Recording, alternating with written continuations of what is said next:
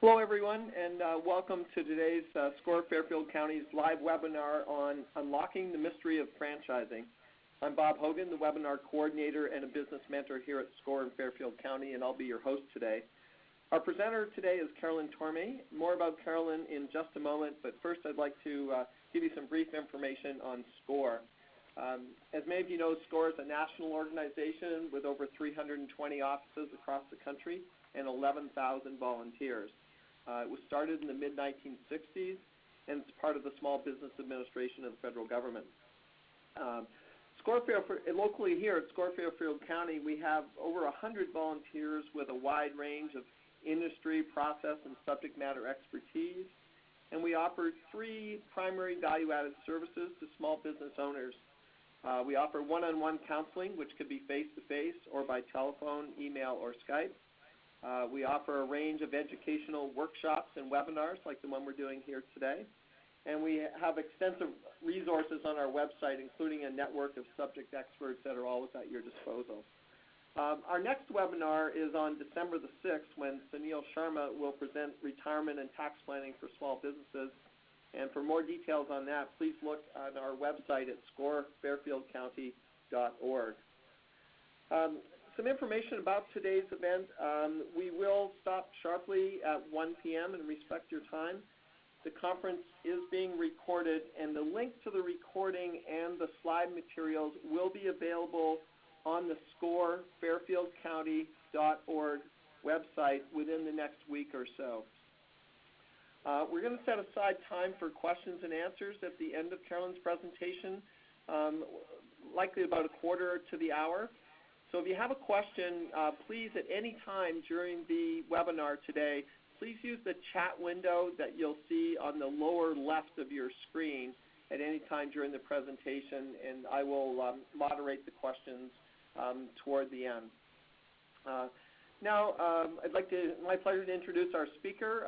Carolyn Torme is a franchise coach with the Entrepreneur Source, a 33-year-old company that specializes in helping clients identify and evaluate franchise and small business opportunities based on the client's goals, needs, skill set, financial parameters, and unique business criteria.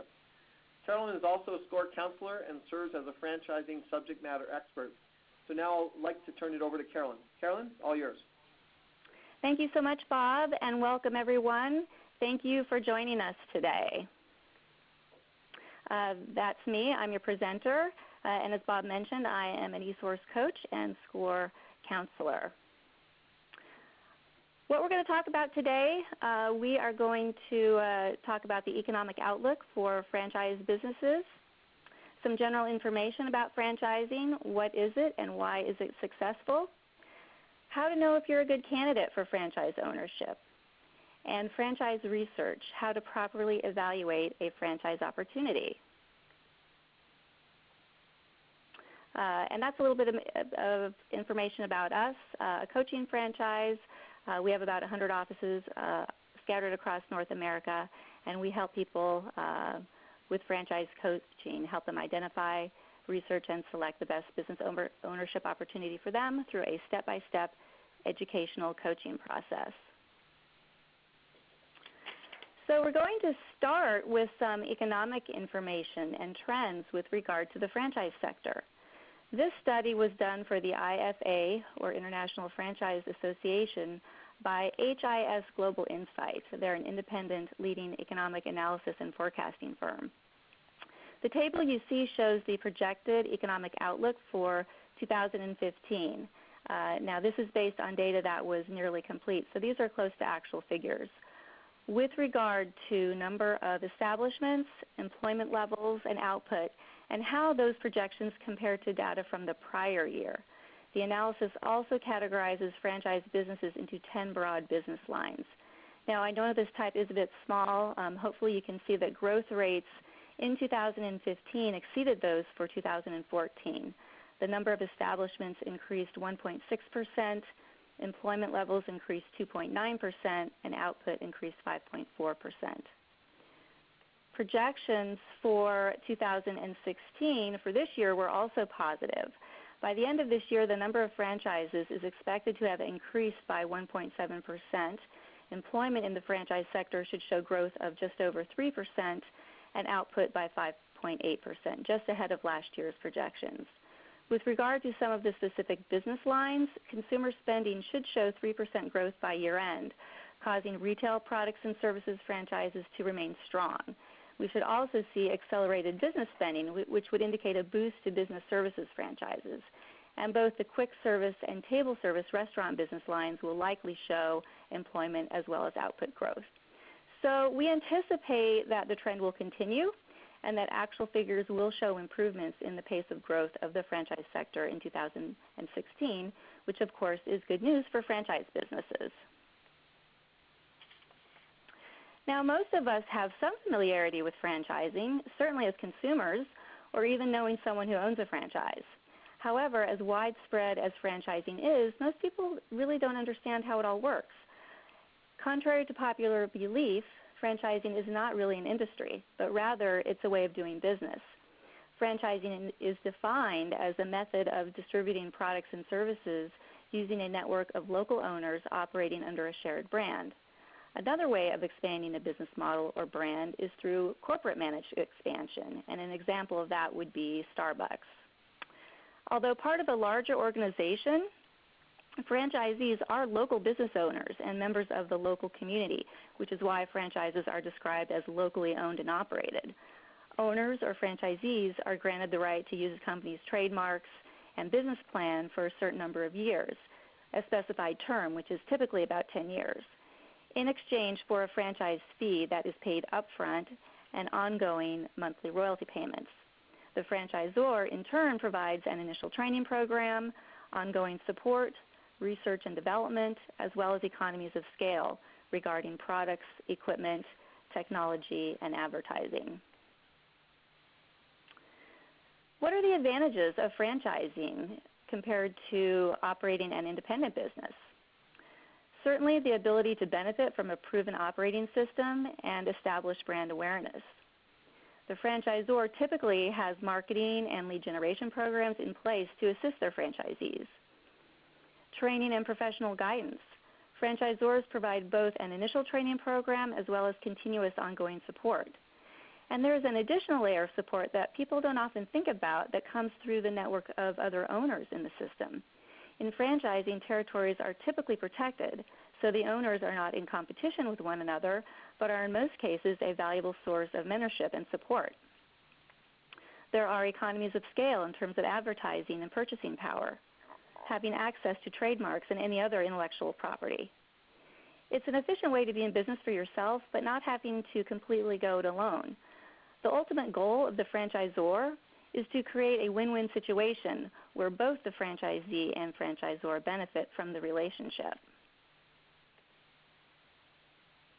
The disadvantages of franchising are that you aren't completely independent. You, as the franchisee, are expected to follow the business plan of the franchise. And there are certain costs associated with owning the franchise that are paid to the franchisor for the entire term of the agreement, such as royalties and advertising fees. You need to balance the franchisor's rules with your own ability to manage the business. And not all franchisees may perform the same. Some might perform poorly. And while this might not have a direct impact on your business, it could affect the brand overall. The franchisor could experience unforeseen problems that might affect its franchisees. The terms of the agreement have limitations that do need to be adhered to. However, having said that, potential franchisees are aware of those terms prior to signing an agreement. But in general, the system needs to be followed. There is a highly acclaimed book some of you might be familiar with called The E-Myth, or The Entrepreneurial Myth, by Michael Gerber. The E-Myth is the belief that if you like what you do, you will be successful. You probably have heard the saying, do what you love and you'll never work a day in your life, right? Well, that is not always true. In fact, in the majority of businesses where the owner is the technician, the one who makes the donuts, the business ends up not being so successful. And that is because knowing how to do the technical work, like being a chef or a hairdresser or a mechanic, does not necessarily make you capable of properly running a business.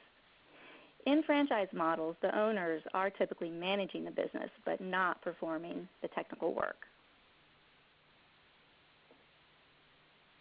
When I ask people what businesses come to mind when I mention franchising, they say food-related businesses like McDonald's or Dunkin' Donuts, which is not surprising because these are the businesses that are the most visible to us as we're out and about, driving down a commercial street. However, it might surprise you that there is a tremendous amount of variety in franchising. It really has evolved over the years and is definitely not just about burgers and subs. In fact, food-related businesses account for only about 1/3 of all franchises, which means that the majority are not food-related at all. And I think because franchises are equated with fast food brick-and-mortar businesses, the perception is that you need to have a significant amount of capital to own a franchise. The reality is that there are a wide variety of investment levels available in franchising, starting at about $25,000 on the low end of the spectrum to high six figures on the upper end. The majority of our clients invest anywhere between $50,000 and about $200,000. And most of our clients also finance part of their business investment. There are a variety of funding options available and some that you might not be aware of. For example, many people don't realize that you can use your retirement funds to invest in the business without incurring taxes or penalties. And if you're interested in this topic, SCORE offers a great workshop on small business funding that you might want to attend. I think they hold it at least once a year. When thinking about investing in a franchise, it is equally important to consider the various types of ownership that are available as it is the specific type of business model. Now, the type of ownership you choose will depend on a few things. How large a business you wish to develop, your background and skill set, as well as your own financial resources. Now, as you can see there are 4 different types of ownership we're going to talk about. The first is single unit ownership, and that gives the franchisee the right to operate one franchise unit. Many franchisees enter the world of franchising by owning one unit. It's a good method to get in and understand the system before taking on more units. The franchisee may have a small radius of exclusive territory to operate within. If it's a retail store, for example, that area of exclusivity may be a 2 or 3 mile radius around the store. If it's a home-based business, the area may consist of a few specific zip codes. But typically, the franchisee is very involved with almost all operations of this type if it's single-unit ownership. As a multi-unit owner, the franchisee acquires more than one unit of the franchise at reduced upfront franchise fees for the second and third and subsequent units. The risk is lower because the franchisee can take advantage of the economies of scale theory by spreading out the risks as well as the opportunities and not be dependent upon one single location. Franchises call these 3-packs, 5-packs, etc. There's even 10-packs, where the protected territory is now 3, 5, or even 10 times the size of a single unit. The build-out schedule will be at a relaxed but predetermined pace. The franchisee maintains that exclusive geographic territory as long as the opening schedule is maintained. The territories range from a small city to parts or all of a larger city. And the franchisee with multi-unit ownership is less involved with each of the unit operations, but will be managing multiple operations and will need to have some level of supervision in each of those units. Co-brand ownership is where the franchisee simply owns more than one brand. An example would be where you see a Subway or a Baskin-Robbins under one roof, but it could be where the franchisee owns 2 or more brands, not necessarily combined into one location. A master franchise has the rights to a much larger exclusive territory than that of a multi-unit owner. Master franchises are also sometimes called regional developers. But the territories are usually a large metropolitan area.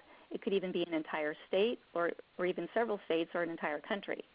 It is also an exclusive area and will remain exclusive as long as the master franchisee meets the development schedule of franchises in the territory. Again, you have to adhere to that development schedule. The master developer becomes somewhat of a sub-franchisor for that area without having experienced all the trial and error of the original franchisor.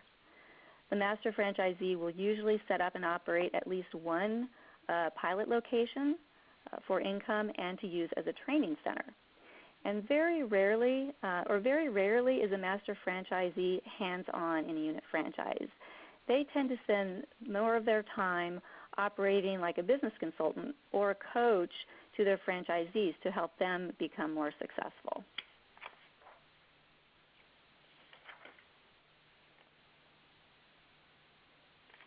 How do you know you have what it takes to be an entrepreneur? Here are some questions that you might want to ask yourself. First of all, are you willing to take the trade-off of creating opportunity for yourself instead of having job security? Are you interested in seeing the results of your efforts versus just having routine work to do every day? Would you rather put effort into making a business profitable, or would you prefer to receive a steady paycheck? Are you excited about trying new ideas as opposed to avoiding mistakes? And do you have a long-term vision of where you want to be financially, or are you focused more on short-term gain?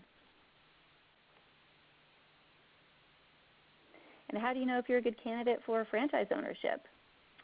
We suggest that you ask yourself, are you willing and able to follow the franchisor's business plans or rules and accept training and coaching? Would you be accepting of the fact that the franchisor needs to think about making decisions that benefit the franchise network as a whole versus the individual owners within that network? Would you be willing to share financial information for reporting purposes? And do you like to learn new skills? In general, would you be able to embrace and follow the franchisor's proven system?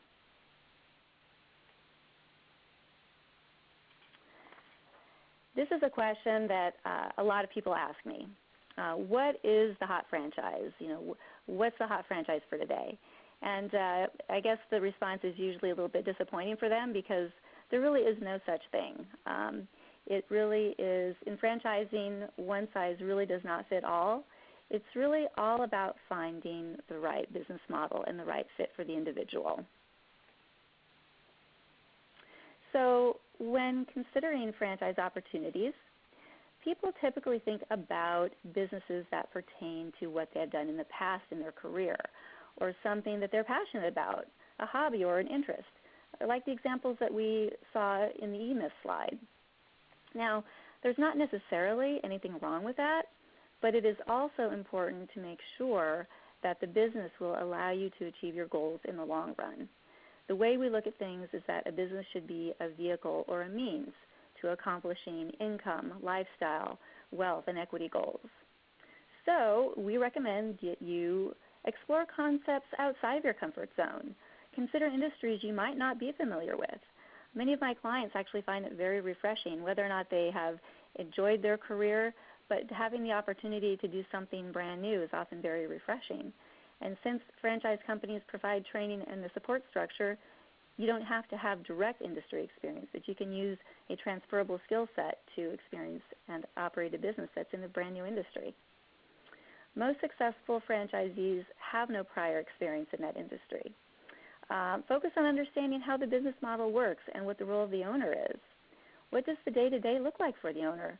Would you enjoy those activities, and do they align with your skill set? It's helpful to stay objective by gathering facts and information from the most appropriate sources, rather than allowing emotions and perceptions to get in the way of an objective evaluation. And does it create a win-win situation? In reality, a franchise company does not achieve long-term success unless its franchisees are successful. So how does the franchise help its franchisees be successful? We suggest that you keep your goals in mind and remember that you don't necessarily need to love a product or service to actually benefit from it through business ownership.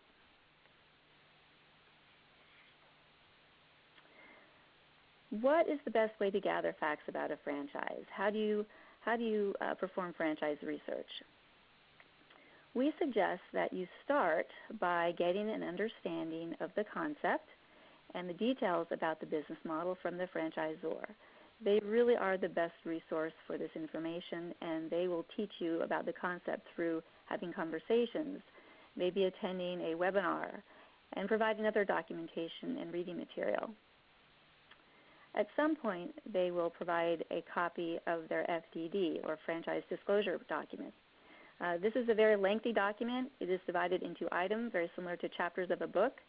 The FTC requires that all franchise companies publish an FDD. It includes a lot of helpful information about the franchise, such as a copy of the franchisor's standard agreement, the franchisor's audited financial statements, and a breakdown on a line item basis of the total investment required to begin operations. It also includes a list of current franchisees, as well as franchisees who have left the system within the last 12 months. Some of them include an item 19. This is the only item that is optional. It provides information on the income potential of the franchise, and it's stated in averages, not on a per unit basis. And even if a particular franchise doesn't include their item 19, that doesn't necessarily mean that it's not a viable franchise, but it certainly is helpful information to have available. If they don't have an item 19, then in most cases you're going to be reliant upon speaking to the owners in the system. This step is called validation, and it really is, I think, one of the most valuable parts of the process of learning about a franchise, so you want to take some time in doing this. And in some cases, the franchisor will provide you with contact information for several owners. It's also important, as you can imagine, to develop projected financial statements. We suggest a few scenarios: best case, worst case, and as expected. And understand how long it will likely take to break even, and so that you can plan for enough working capital. Get professional advice from an attorney with franchise experience. We think that this is very important. Many of our clients have all or part of the franchise agreement reviewed, and even some parts of the FDD. But we highly suggest that if you're going to hire an attorney, you want to find one that has franchise experience. And consider attending a discovery day or meet the team day. This is a great opportunity where you can visit the corporate headquarters, meet the executive management team, ask questions face-to-face, and also assess the culture of the organization. which is very important, more important than some people realize, because each franchise has its own unique personality, and you want to feel like you would fit in with that culture of the franchise. And also keep in mind that this is an awards process. As you evaluate franchises, you have to consider that franchises cannot be purchased, they are awarded. Recognize that this is a two-way street. The franchise company is evaluating you to see what kind of a franchisee you would be as you go through the process. And I actually think this is very positive. Sometimes people are taken aback by this, but you really want to feel like there is some degree of selectivity. You wouldn't want to join a franchise organization that just brought anybody into their network.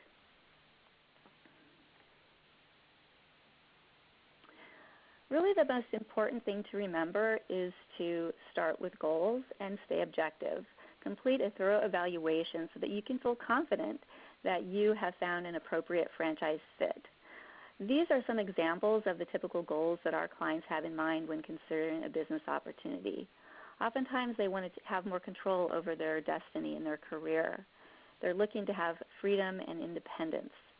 Sometimes they want to build and manage their own team, or build equity for themselves instead of for other people. In many cases, they want to be responsible for their own success or failure and also achieve professional satisfaction. Sometimes they're looking to make a difference in their community or leave a legacy. This isn't an exhaustive list, but these are some of the reasons that our clients are looking to be business owners. Well, we have come to the end of our presentation. I hope you enjoyed it. And now we're going to take a few minutes to answer any questions that were sent in. So I'm going to hand it back over to you, Bob. Great. Thanks, Carolyn. And just a reminder to those of you on, if you have a question for Carolyn, could you please send it in by the chat feature in the lower left part of your screen. And maybe while we're waiting for people to do that, Carolyn, maybe I could maybe start it off by saying, could you talk a little bit more about the risks of franchising? If someone's thinking of going in, what should they think about in terms of what might go wrong, and try to avoid those risks? Well, I think that in business ownership, it's important, and particularly in franchising, that you have to think about what skill set you bring to the table and also the type of entrepreneurial mindset you have. With franchising, I think one of the greatest advantages is that there already is a roadmap. There's already a business plan to follow. And one of the things that we see, one of the ways that we see people not succeed in franchising is that they just don't follow that business plan. They don't follow the system. And there are those out there that really, aren't fit for franchising, and that they would rather do things their own way. They have a hard time following someone else's rules. They're more of a maverick type personality. They'd just rather do things their own way. And there's really no problem with that, but that type of person might not be a good fit for a franchise, because it really is important to follow the franchise system, because there really has been a lot of trial and error that went into that in the first place, a lot of investment as well. So there are reasons that franchisors require that their franchisees follow their blueprint. I hope that answers your question. Oh, that's great. You talked about a third of franchises are food oriented. Can you talk about some of the other common types of franchises that you see out there beyond food? Absolutely. It's really quite astounding how many different types of business models there are. But there are a lot. For example, there are a lot of home-based businesses. In fact, I myself didn't really realize that a franchise could be operated from home when I became a coach. I really didn't understand how much variety was available in franchising. So there might be home-based businesses that would be coaching or consulting related. Might be a tutoring business, a B2B professional service that might be offering marketing or social media services or consulting, maybe web design. Vending businesses can be operated from home as well, some distribution type businesses. So a lot of different types of home-based businesses.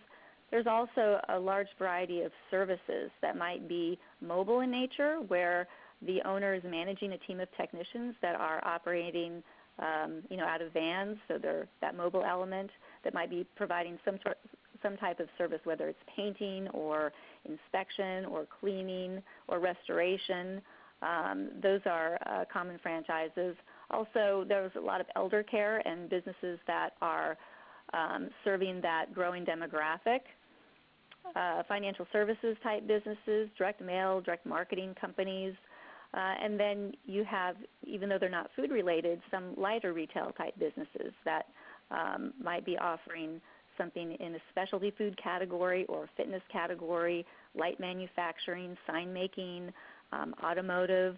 And then, of course, you have larger retail that, although still might not be food-based, could be even a larger gym or spa, even hotels, storage-type businesses that are operated out of a warehouse, things like that. So it really is incredible the type of variety you see now.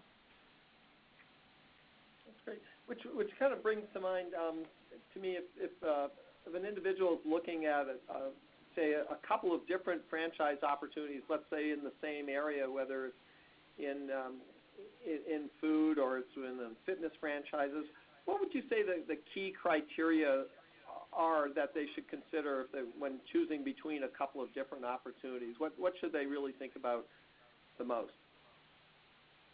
When looking at a couple of different opportunities, I think that we would suggest that they think about what they're looking to accomplish through owning that business, also the skill set that they bring to the table, their investment level, and the type of lifestyle they want to have when owning and operating that business. We find that if people start with their goals rather than just being drawn emotionally to a business model, it leads to the probability of a much more successful outcome. In your prepared remarks, you didn't talk too much about exiting franchises. Do you have any comments on or advice for people on how to exit or get out if you've been in for a while? Well, if you are looking to exit your franchise, then in many cases the franchisor will assist you.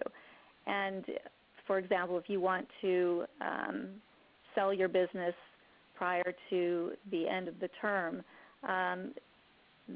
I think what's very positive about a franchise model is that oftentimes you do get help from the franchisor. They will often advertise that your business is for sale through their own marketing channels, which I think is a big plus. I'm not sure if I'm completely answering your question. Is that what you were looking for in terms? We do have a question from one of the participants who's asking what is the typical break-even time frame for a food or a quick service franchise business in terms of the break-even time frame? Is it a year, 2 years, or less? Well, it depends on the business model, but I would say that it could be anywhere between 3 and 5 years, typically, the ROI. To get to break even? Oh, to get to break even. Oh, sorry. You know what? It really depends on the business model itself. That's a question that's hard to answer. Sorry, I was thinking about return on investment. But it really depends on the business model. That's a hard question for me to answer just in general terms. Okay, so no rules of thumb. No. Okay, another one, this time from Kenny Clyburn. If I was to go to the franchise headquarters and introduce myself to the executive team, I'm just waiting for the rest of the question. Yeah, it's not a complete question, so maybe there's more coming. Oh, here it is. Oh, what question should I ask? It was just broken up into 2 chats. Okay. No, that's a really good question. And first of all, I'd like to say that in terms of going to a Discovery Day or Meet the Team Day, you would be invited, of course, and that's something that happens toward the end of the process. But I think that a lot of questions that people ask, they tend to have to do with the specific operations and what type of support they would receive as a franchise owner. because those are certainly important questions to have. Going to the headquarters allows you to meet those that would be supporting you, and so oftentimes those questions are appropriate because you're actually interfacing with the people that would be your support team. That's great. But really just any question that's on your mind, because it's your opportunity. Before you take that step to become a franchise owner and sign that agreement, really just about any question is appropriate, and you want to definitely take that opportunity to ask any and all questions that you do have.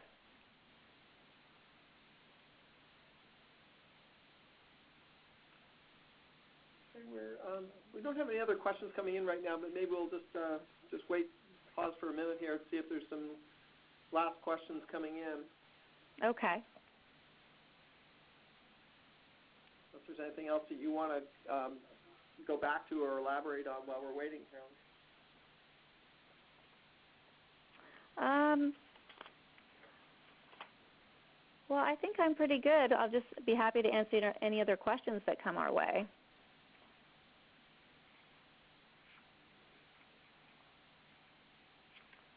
Another question coming in, how much support does the home office provide to a franchisee? Well, it actually does vary by franchisor, but you should feel that you are well supported. They all will offer or should offer an initial training program. And in most cases, this is usually a week, which takes place at the corporate location. Depending on the type of business model, they might also have additional training at the unit location or in the specific territory where the business is going to be operating. And then they will also have a ongoing support program for their franchisees, and that's typically for the life of the franchise agreement. In some cases, franchises will have an interim layer of support through an area or regional developer, and that's really nice because it does give you that extra layer between the corporate team. So that's really nice to have. But initial training, ongoing support is something that you should expect. Operations manual and other literature, and again, that support through the other owners in the system, depending on the culture. But that is typically the case. Having the help from other owners is something you can expect as well. Yeah, that's great. Another question from Rick Schaefer, who's asking, have you owned a franchise? Well, I actually am a franchise owner with the Entrepreneur Source, so yes, I am. I'm a current owner.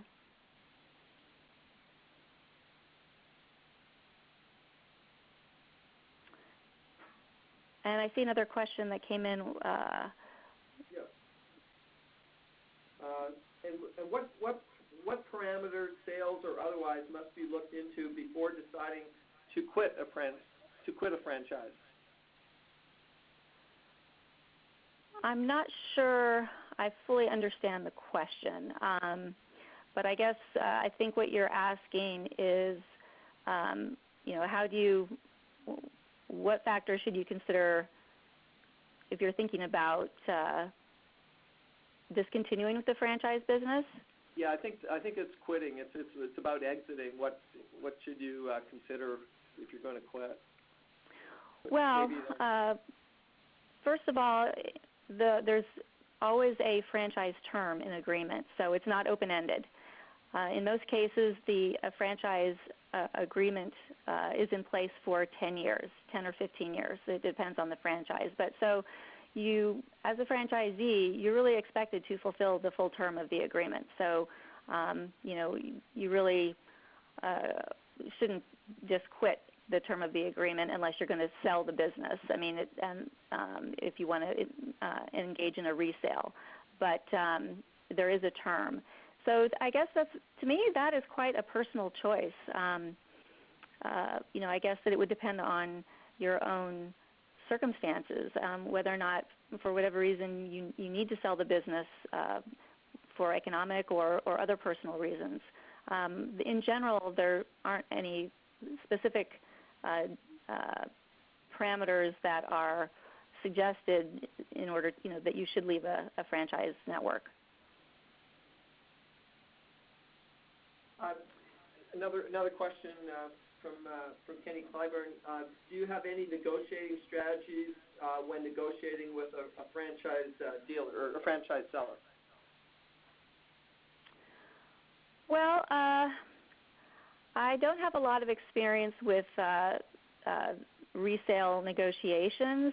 However, I think that something to consider would be to understand the industry, other competitors, and maybe even make sure you understand the business model by going through the standard evaluation process, just to make sure that you are really well educated about that particular business model.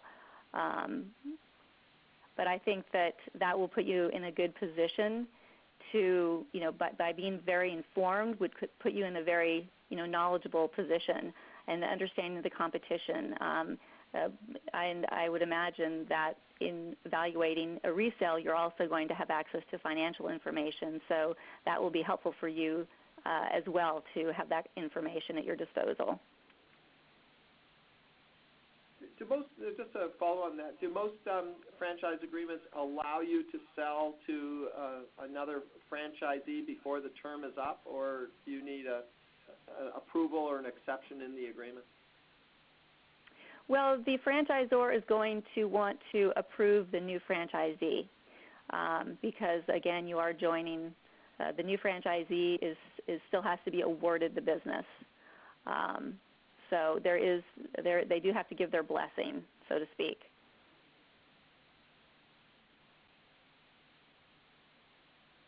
Yeah, that's great. We don't have any other questions online right now, but maybe we'll just pause. We still have a few minutes, so we'll just pause Sure. if there's any others come in. And okay. If not, we'll wrap it up. Okay. Sounds great.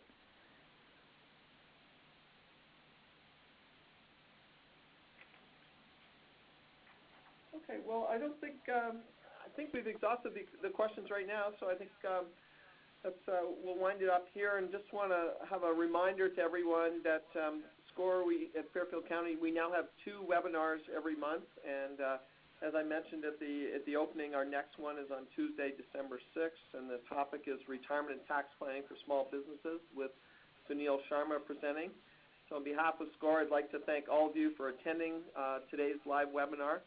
And remember to visit scorefairfieldcounty.org if you'd like to get the materials or hear the replay. So in closing, Carolyn, big thank you to you for presenting today, and have a nice day and a happy Thanksgiving, everyone.